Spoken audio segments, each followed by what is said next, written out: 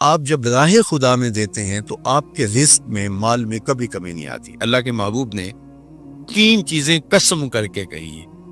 حضور نے کچھ چیزیں ارشاد فرمائی تو ان میں سے 3 چیزوں کے بارے میں فرمایا کہ یہ تو میں اللہ کی قسم کر کے تمہیں کہتا ہوں، اور ان میں سے ایک شے یہ کہ ما نقص مال عبد من صدقہ، فرمایا میں اللہ کی قسم اٹھا کے کہتا ہوں کہ صدقے سے مال کم نہیں ہوتا۔ تمہارا کیلکولیٹر حساب یہی بتاتا ہے کہ جو ہے وہ کم ہو گئے، 100 میں سے 10 دے دیے تو باقی 90 رہ گئے۔ آپ کا اکاؤنٹنٹ بھی آپ کو یہ بتاتا ہے کہ اتنے لاکھ میں سے اتنے ہزار دے دی، باقی اتنے رہ گئے۔ لیکن میرے حضور نے کہا میں اللہ کی قسم اٹھاتا ہوں کہ صدقے سے مال کم نہیں ہوتا۔ دوسری بات فرمائی کہ جو شخص مانگنا شروع کر دیتا ہے، سوال کا دروازہ کھول دیتا ہے، اس کی کمی پوری نہیں ہوتی، یہ بھی میں اللہ کی قسم اٹھاتا ہوں۔ اور تیسری بات میرے حضور نے قسم فرما کے یہ کہی کہ جو شخص کسی کو معاف کر دیتا ہے، کسی نے کوئی زیادتی کی وہ معاف کر دیتا ہے، تو حضور فرماتے ہیں میں اللہ کی قسم اٹھا کے کہتا ہوں اس کی عزت میں فرق نہیں آئے گا۔ تو یہ 3 چیزیں حضور نے قسم کر کے فرمائی۔ تو اس لیے ہم اپنے ہمسایوں کو دیکھیں، ان کی ضروریات کا خیال رکھیں۔ تو حضور کی سیرت کا یہ عنوان جو حضرت خدیجہ الکبریٰ سے بہتر کون جانتا تھا، اپنا سارا مال انہوں نے حضور کو پیش کر دیا جب نکاح ہوا حضور سے کہ حضور اب یہ میرا نہیں، یہ آپ کا ہے، اور وہ سارا مال حضور نے لوگوں میں بانٹ دی، ضرورت مندوں کی کفالت کرتے رہے۔ تو کہا وَتَحْمِلُ الْكَلَّةَ، آپ لاچاروں کا بوجھ اٹھاتے ہیں، وَتَكْسِبُ الْمَعْدُومَ، اور جن کا کوئی نہیں ہے آپ ان کے کفیل بن جاتے ہیں اور آپ کمائی کر کے ان کے گھر کی ضروریات کو پورا کرتے ہیں۔ وَتَقْرِي الضَّيْفَ، اور آپ کی یہ خوبی ہے کہ آپ مہمان نواز ہیں۔ مہمان نوازی آپ کا شعار ہے، آپ کا طرز زندگی ہے، اور مہمان کو جو کھلایا جاتا ہے اس کا حساب بھی نہیں ہوتا، اور مہمان کے ساتھ جو بیٹھ کے کھایا جاتا ہے اس کا بھی حساب نہیں ہوتا، اور مہمان اپنا رزق خود لے کے آتا ہے اور برکت چھوڑ کے جاتا ہے۔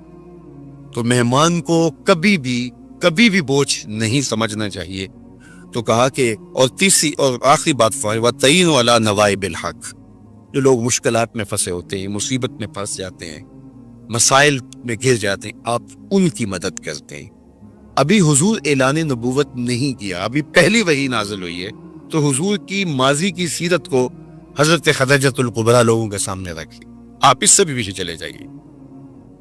جب شب ابی طالب نے حضور کو حضور کے خاندان سمیت محصور کر دیا گیا، قریش مکہ نے حضور کو روکنے کے لیے بڑی کوششیں کی، لیکن حق کا یہ مسافر کبھی بھی رکنے والا نہیں تھا، بلکہ حضور کے چچا کو بلا کے کہا کہ اپنے بھتیجے سے پوچھو کہ تمہارا مسئلہ کیا ہے۔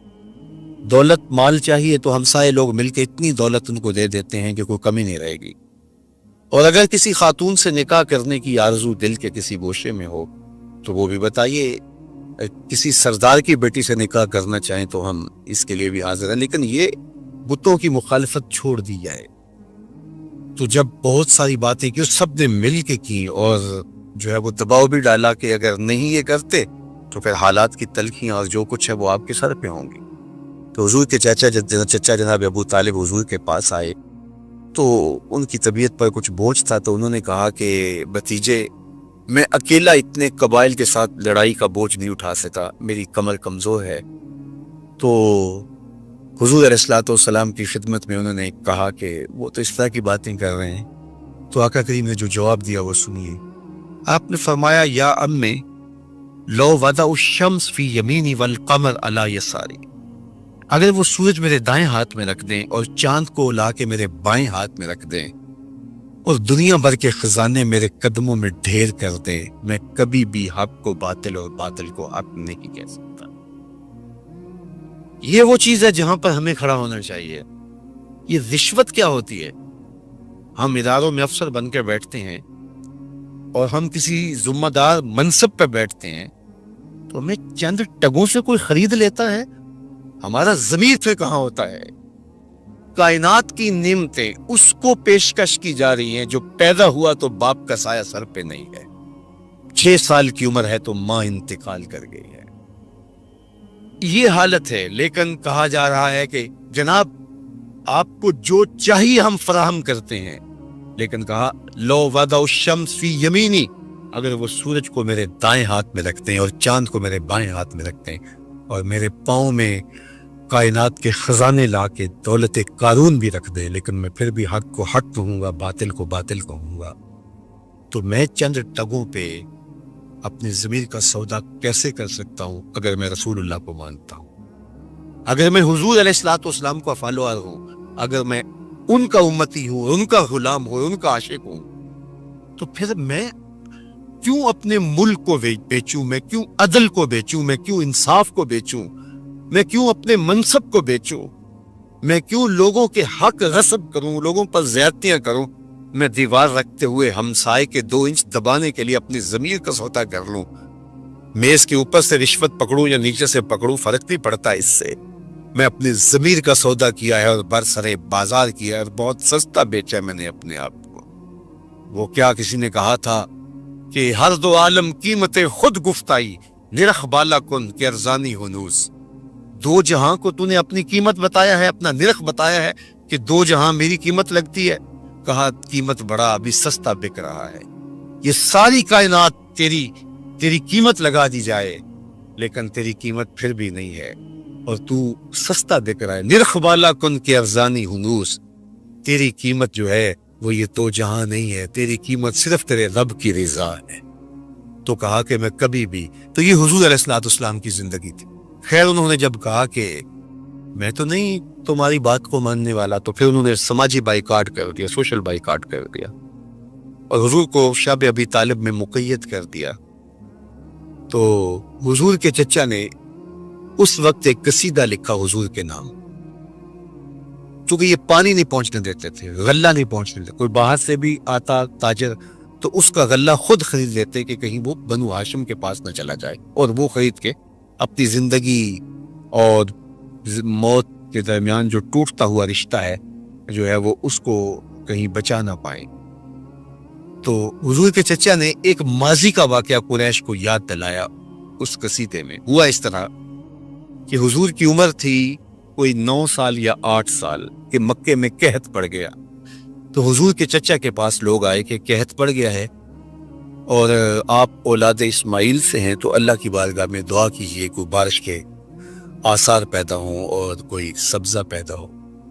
آپ نے فرمایا تم بھی سین حرم میں پہنچ جاؤ، میں بھی پہنچ جاتا ہوں، وہاں اللہ کی بارگاہ میں دعا کرتے۔ خیر لوگ جمع ہو گئے تو حضور کو ساتھ لیا حضور کے چچا نے اور سین حرم میں پہنچے اور کعبۃ اللہ کی دیوار کے ساتھ حضور کو یوں کھڑا کیا کہ حضور کی پشت کعبہ کی دیوار کے ساتھ لگ رہی تھی اور رخ لوگوں کی طرف تھا۔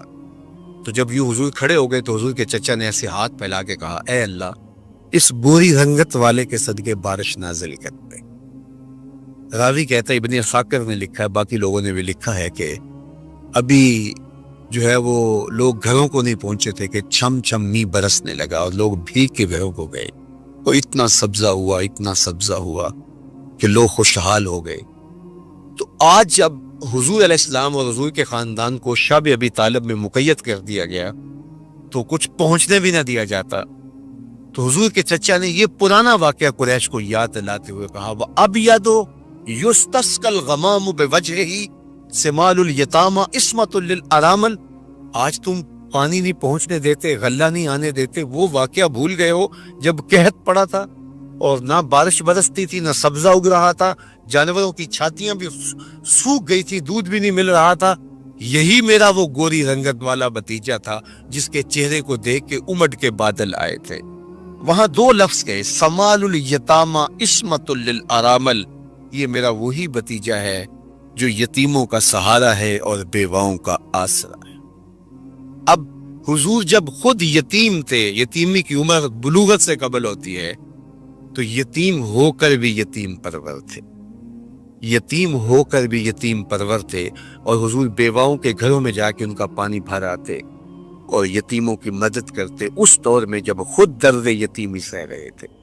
اور پھر میرے حضور نے یتیم کی کفالت کا لوگوں کو درس دیا۔ اور میں آپ سے ایک سوال کرتا ہوں، اس کائنات میں سب سے اچھا اور خوبصورت گھر کون سا ہے؟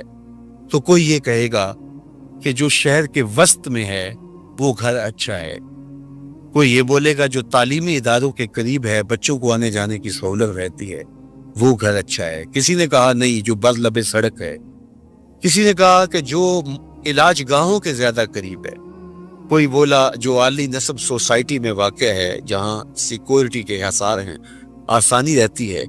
کسی نے کہا جو ساحل سمندر پر ہے، کسی نے کہا جو لبے دریا پر ہے، کسی نے کچھ کہا، کسی نے جو بہت کشادہ ہے وہ گھر خوبصورت ہے۔ میرے حضور نے کہا اس کائنات میں سب سے اچھا اور خوبصورت گھر وہ ہے جس میں یتیم رہتا ہو اور اس کی عزت بھی ہوتی ہو، اس کی تکریم بھی کی جاتی ہے، صرف رہتا ہی نہ ہو، اس کو اپنے بچوں کی طرح رکھا جاتا ہو اور اس کے وہی حقوق اور وہی جذبات کا اسی طرح خیال رکھا جاتا ہو جس طرح اپنے بچوں کا خیال رکھا جاتا ہے، چونکہ خود درد یتیمی سہا ہے۔ علامہ اقبال علیہ رحمہ نے ایک نظم لکھی تھی کہ زمانے میں نالہ یتیم، انجمن حمایت اسلام کے سالانہ اجلاس میں آپ نے وہ نظم پڑھی تھی، تو اس میں یتیم کے دکھڑے بیان کرتے ہیں کہ یتیم پہ کیا کیا مسائل ہیں۔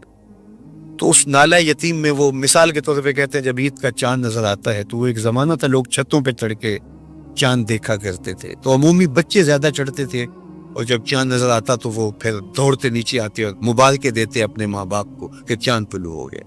تو اقبال اس کو جو ہے وہ منظوم جو ہے وہ لکھتا ہے کہ جب چاند طلوع ہوتا ہے اور بچے چھتوں پہ شور مچاتے ہیں اور واپس جب آتے ہیں تو اتنی خوشی میں سرشار ہوتے ہیں کہ وہ دو دو تین تین سیڑھیاں پھلانگ کر کے دوڑ کے نیچے آتے ہیں کہ عید ہو گئی، چاند چڑھ گیا، اور اتنا شور مچا ہوتا ہے کہ ان کے ماں باپ سیڑھیوں کے قریب آ چکے ہوتے ہیں، اور جب وہ آخری سیڑھیاں پھلانگ رہے ہوتے ہیں تو ان کے ماں باپ کی باہیں، ان کے باپ کی آغوش پھیلی ہوئی ہوتی ہے، اور یتیم اور جو ہے وہ بچہ جا کے اپنے باپ کے سینے سے لگتا ہے۔ تو اقبال کہتے ہیں کہ جب یتیم بچہ چھت سے نیچے اترتا ہے چاند دیکھ کے، تو وہ اس طرح بھاگتا ہوا نیچے نہیں اترتا اور نہ اس کے لیے کوئی پھیلی ہوئی باہیں ہوتی ہیں، بلکہ وہ چپکے سے دیوار کے ساتھ لگ کے اتر کے جو ہے وہ تاریک کمرے میں جا کے بستر میں آنسو جذب کرتا ہے، اور اقبال پھر یتیم کو وہاں سے اٹھاتے ہیں اور کہتے ہیں یتیم تیرے دکھوں کا مداوا کہیں نہیں، آ تجھے میں حضور کی چوکھٹ، تو بھی یتیم۔ اور یہ چیز یتیم کے لیے تسکین کا سامان ہے۔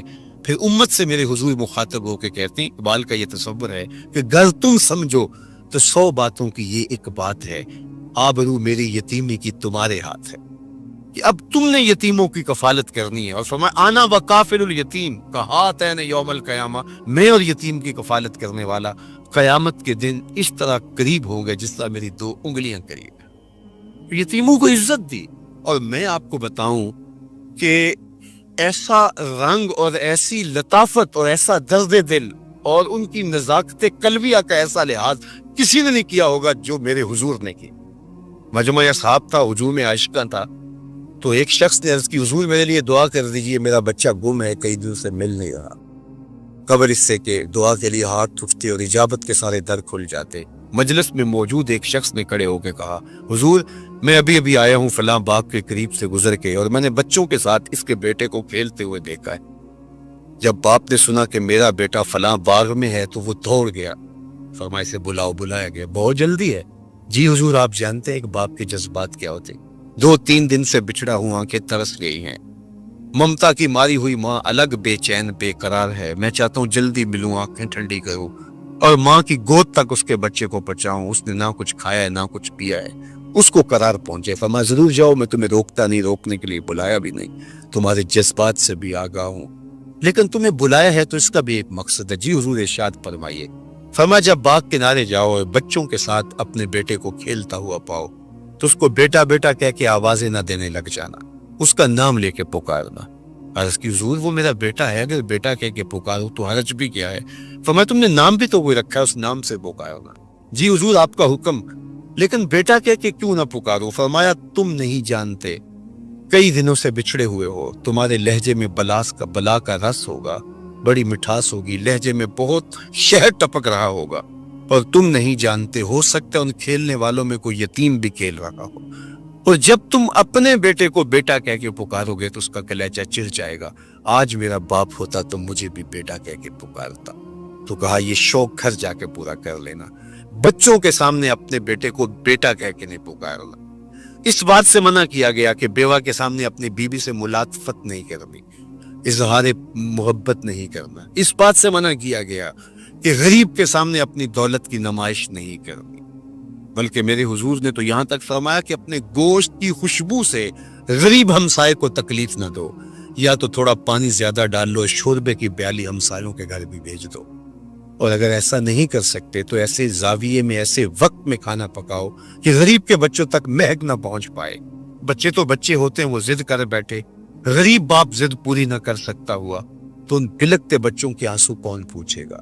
وہ کیا کسی نے کہا تھا نا، دوپہر کو سلا دیتی ہے بچوں کو وہ اس ڈر سے گلی میں پھر کھلونے بیچنے والا نہ آ جائے۔ یہ تو ان لوگوں کے درد کو سمجھا جائے۔ ہمارے دیہاتوں میں ایک رسم چلتی ہے، رسم وکھالا،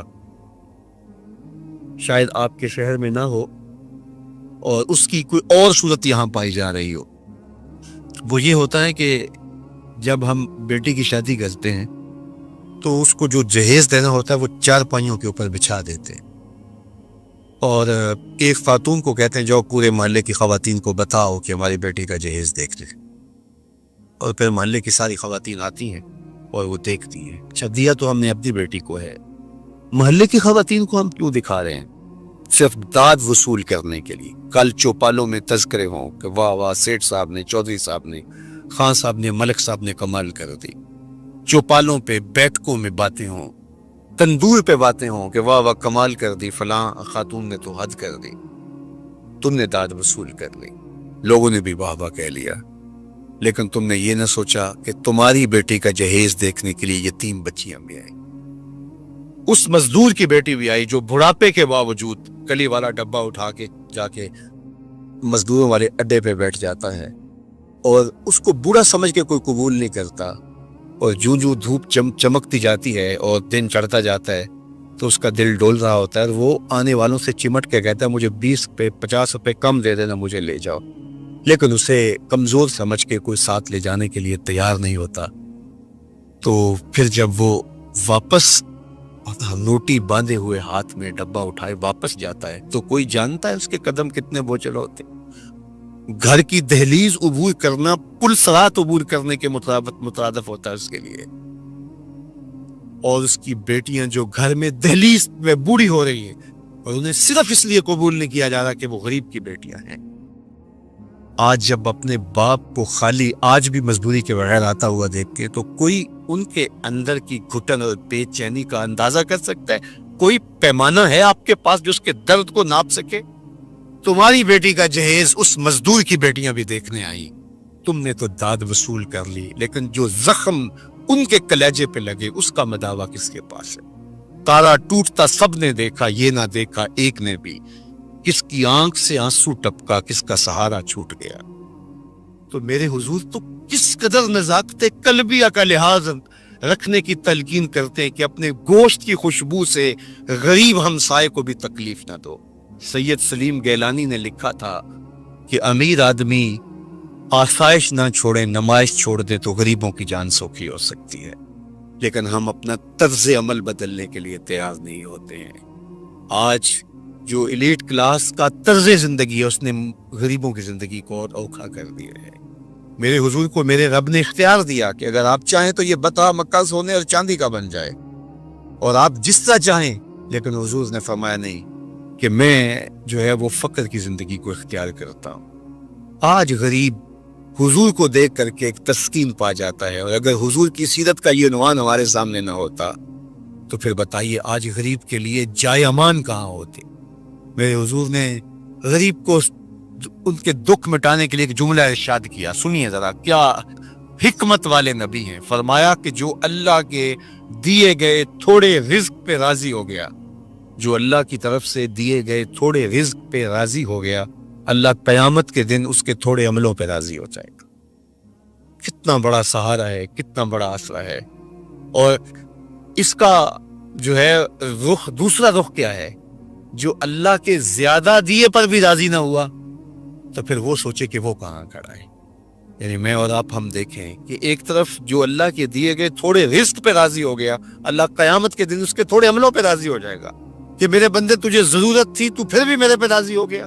تجھے بچوں کے لیے فیس چاہیے تھی، تجھے سر چھپانے کے لیے مکان چاہیے تھا، تجھے 3 وقت کا کھانا چاہیے تھا، تجھے بیمار بچوں کے لیے دوا چاہیے تھی، لیکن تو پھر بھی راضی ہو گیا کہ میرے مالک نے مجھے جس حالت میں رکھا ہے میں واہ خوش ہوں۔ تو جو اللہ کے دیے تھوڑے رزق پہ راضی ہو گیا، اس کو تو ضرورت تھی پھر بھی راضی ہو گیا، بندے مجھے تو تیرے عملوں کی ضرورت بھی نہیں ہے، تو میں تیرے تھوڑے عملوں پہ راضی ہو جاؤں گا۔ اور دوسرا پہلو کیا، جو اللہ کے دیے زیادہ رزق پہ بھی راضی نہیں ہوا، ہر وقت ناشکری ناشکری ناشکری، تو پھر وہ دیکھے کہ قیامت کے دن اس کو کتنے سخت حساب سے گزرنا ہوگا۔ تو آئیے حضور کی سیرت کے سائے میں اپنی زندگی گزارنے کا عزم کیجیے۔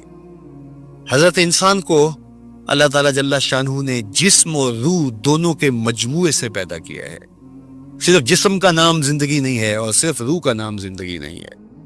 یسألونک عن الروح قل الروح من امر ربی، روح اللہ کے امر کا نام ہے، وہ ایک باطنی لطیفہ ہے۔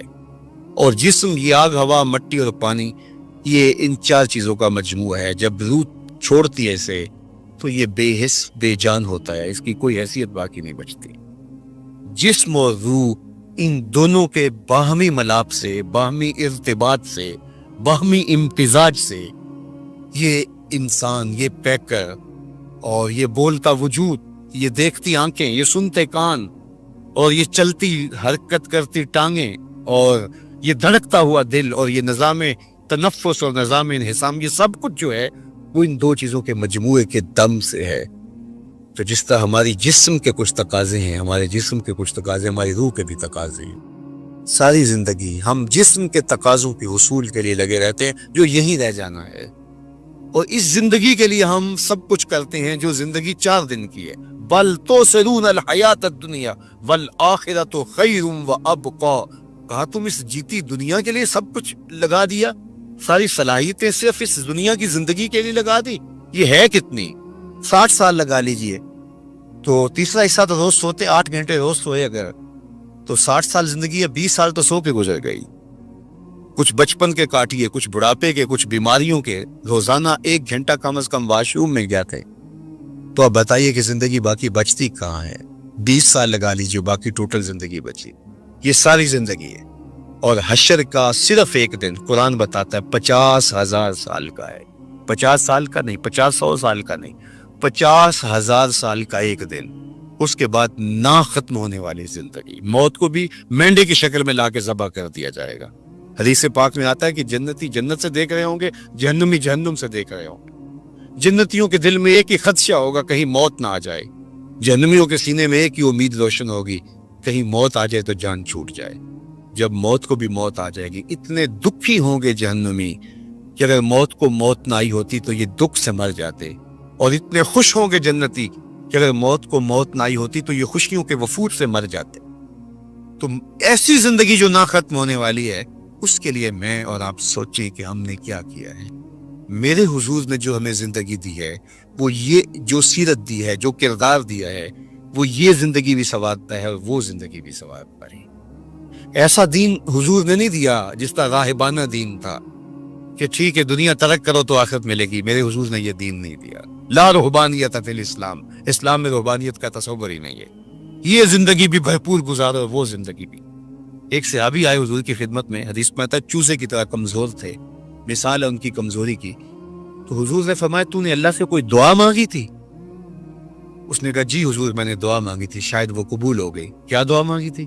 میں نے کہا تھا مالک میری دنیا چاہے برباد ہو جائے، آخرت سنور جائے، جو آخرت کے حصے کے دکھ ہیں وہ بھی دنیا پہ بیچ دے تاکہ میں آخرت سنوارنا چاہتا ہوں۔ تو مجھے بڑی بیماریاں، بڑے دکھ، بڑی مقاومتیں، مخالفتیں، دوستوں کی طرف سے تلخ رویے، میری تو زندگی کو کھا گئے یہ چیزیں، اور آپ میری حالت دیکھ رہے ہیں۔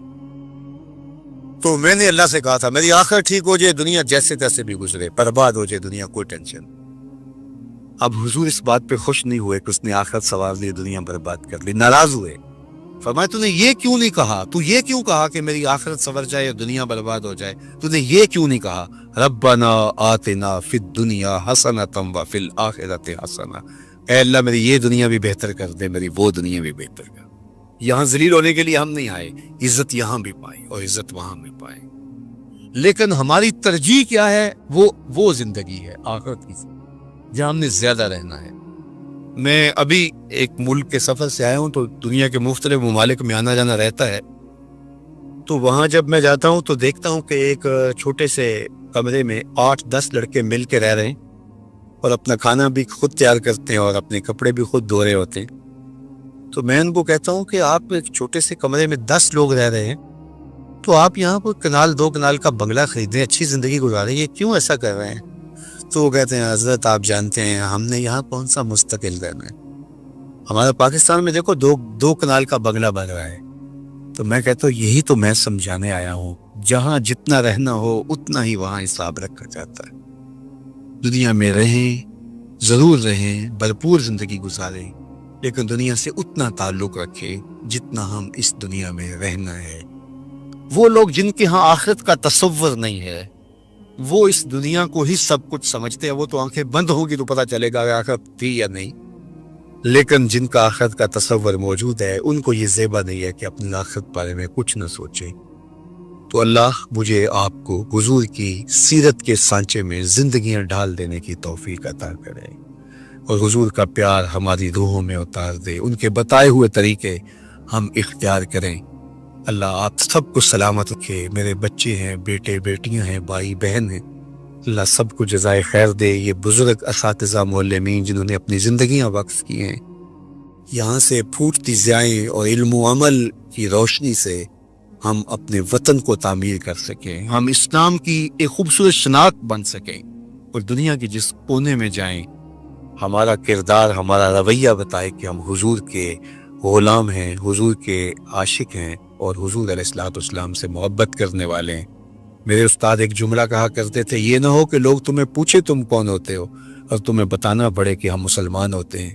فرمایا کرتے تھے صاحب کسی کو پوچھنا ہی نہ پڑے, تیری طرز زندگی ایسی ہو کہ لوگ دور سے تجھے دیکھ کے کہیں وہ دیکھو آقا کا غلام آ رہا ہے. دور آنکھوں میں تو چہروں پہ اجالے ہوں گے, مصطفیٰ والوں کے انداز نرالے ہوں گے. دنیا میں بھی ان کے دم سے مقدر چمکا, محشر میں بھی ان کی رحمت کے حوالے ہوں گے. اللہ میری کہی ہوئی باتوں کو روحوں میں اتار دے, مجھے اور آپ سب کو جو چیزیں قابل عمل ہیں ان پر توفیق عمل نصیب فرمائے. وآخر دعوانا ان الحمدللہ.